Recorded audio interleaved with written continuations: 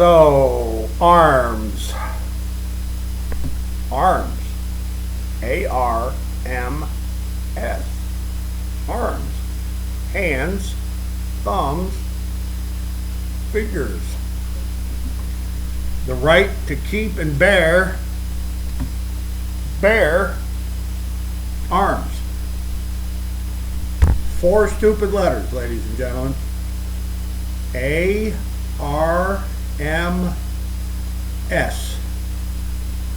Just one syllable. Arms.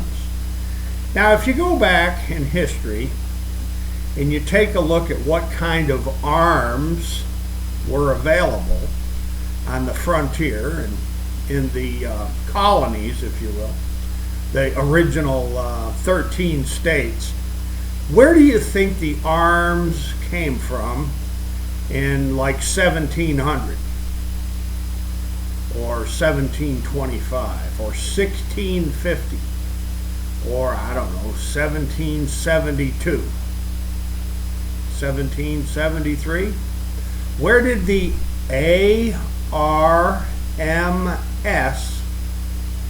come from? It's just 4 letters, one word, it's one syllable.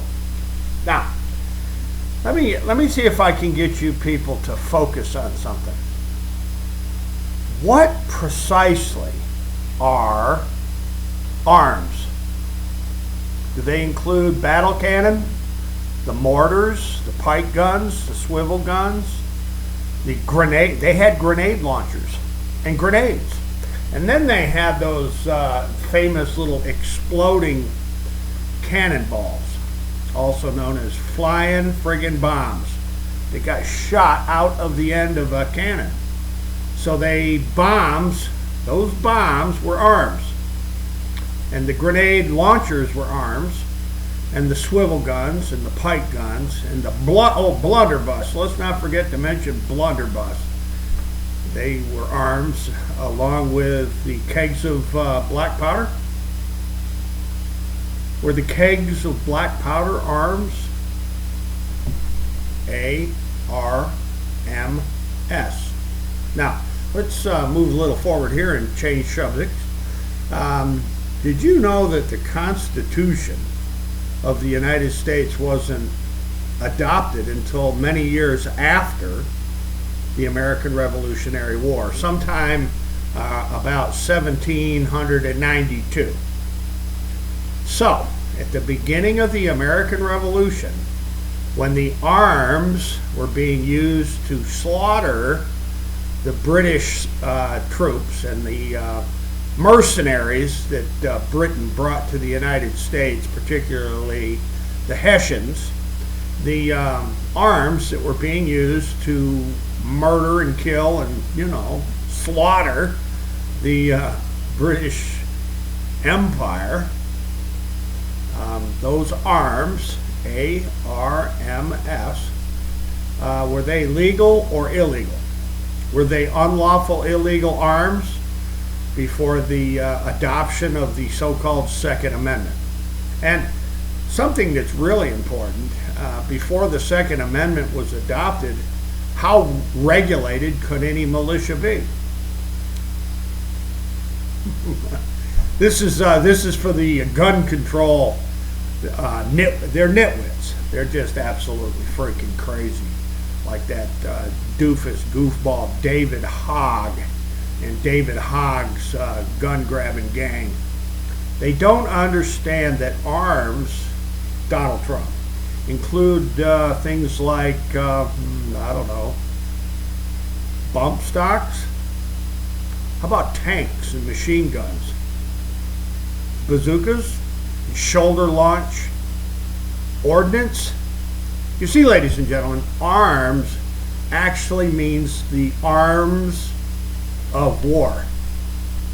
The battlefield arms, the arms treaty arms, the arms contract arms, the military arms of the military arms. Pretty interesting, isn't it, William Barr, and particularly FBI Director Christopher Wray? Oh my God.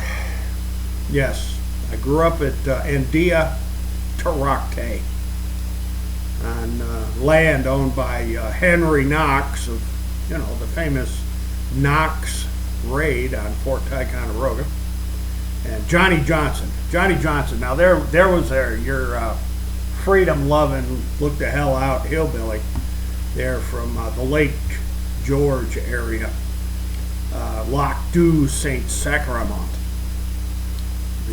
and Dia Tarachte, where I was raised, on Track 33, owned by Henry Knox and Johnny Johnson, there on Middle Bay, also known as Kenneth Hart Bay, later renamed Harris Bay, on, believe it or not, Dia Tarachte. So, ladies and gentlemen, I want you to do a little homework on when the well-regulated militia concept was actually adopted into U.S. law, and then take some time and look at the reality of what a single syllable, four-letter word, what it actually includes. A-R-M-S. Arms. Folks, I'll leave it right there. Look for all the references below, and wake as many people up as you possibly can wake up, because the time is short.